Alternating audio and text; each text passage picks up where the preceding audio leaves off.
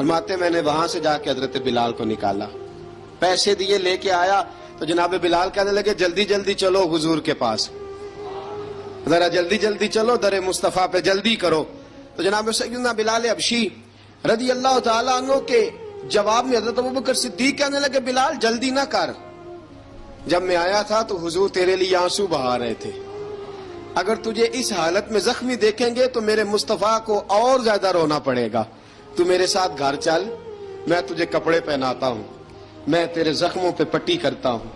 حضرت ابوبکر صدیق مزاج شناسائے نبوت تھے نا، فرمایا چل میرے ساتھ، میں ذرا تیری مرہم پٹی کر لوں، میں ذرا تیرا منہ دھو ڈال لوں، میں ذرا تجھے کنگھی کر لوں، تو میرے ساتھ چل۔ جناب بلال فرماتے ہیں جب سے پیدا ہوا تب سے غلام تھا، کبھی کسی نے میرے کپڑوں کی فکر نہیں کی تھی، مجھے تو امیہ 4 دن روٹی نہیں دیتا تھا۔ فرماتے ہیں جب میں گیا ابوبکر کے ساتھ،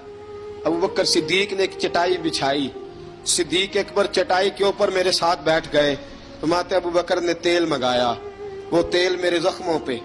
ابوبکر صدیق نے وہ تیل میرے سر پہ، میری داڑھی پہ، فرماتے ہیں پھر کنگھا کیا، پھر ابوبکر صدیق نے ایک جوڑا منگایا، وہ کپڑے مجھے پہنائے، ابوبکر صدیق نے پگڑی منگوائی، وہ پگڑی کھول کے میرے سر پہ بندوائی۔ فرماتے ہیں ابوبکر نے مجھے تیار کیا، فرمایا تو آج جا رہا ہے در رسالت مآب پہ،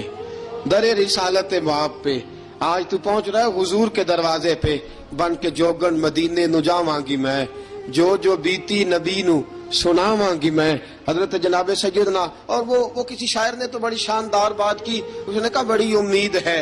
سرکار قدموں میں بلائیں گے، کرم کی جب نظر ہوگی مدینے ہم بھی جائیں گے، اگر جانا مدینے میں ہوا ہم غم کے ماروں کا، مکینے گنبد خضرا کو حال دل سنائیں گے۔ حضرت بلال حبشی رضی، ان کے دل میں بڑی امنگ تھی آج جاؤں گا در رسالت مآب پہ۔ ملا رومی لکھتے ہیں کہ جناب سیدنا صدیق اکبر نے سجایا سوارا، جناب بلال کے آنسو رکتے ہی نہیں، کہا باپ ہوتا ہے جو خدمتیں کرتا ہے، میں نے آنکھ کھولی تو باپ کا سایہ تو میں نے دیکھا ہی نہیں، اور فرمایا ماں تھی تو ماں جب بھی میں کام کر کے آتا تھا تو مجھے دیکھ کے میری اماں بس رو دیا کرتی تھی، 2-3 بہنیں تھیں، اور حضرت بلال فرمانے لگے ان بہنوں کو میں دیکھتا تھا تو وہ میرا حال دیکھ کے روتی تھی، اور جب وہ مجھے دیکھتی تھی تو میں رو دیا کرتا تھا۔ فرمایا ابوبکر میں نے تو یہ رنگ ڈھنگ دیکھے نہیں جو آج تو مجھے دکھا رہا ہے۔ جناب سیدنا صدیق اکبر رضی اللہ تعالیٰ عنہ بنا سوار کے نا حضرت بلال کا ہاتھ پکڑ کے سینے پہ رکھا، جناب بلال ہچکی لے کے روئے۔ حضرت ابوبکر صدیق نے فرمایا جتنا رونا یہاں رو لے، میں کائنات کے آنسو دیکھتا ہوں لیکن جب نبی کی آنکھوں میں آنسو دیکھتا ہوں تو دیکھے نہیں جاتے، فرمایا یہاں رو لے، حضور کے دروازے پہ جا کے تیری آنکھ میں آنسو نہیں آنا چاہیے، بہا جتنے آنسو بہا سکتا ہے۔ حضرت بلال حبشی بھی روئے، جناب صدیق اکبر بھی روئے۔ جب پہنچے نا دروازہ رسول پہ، حضرت سیدنا ابوبکر صدیق لے کے پہنچے تو بند کر دیا تھا نا حضرت بلال کو، بلال تو نے رونا نہیں،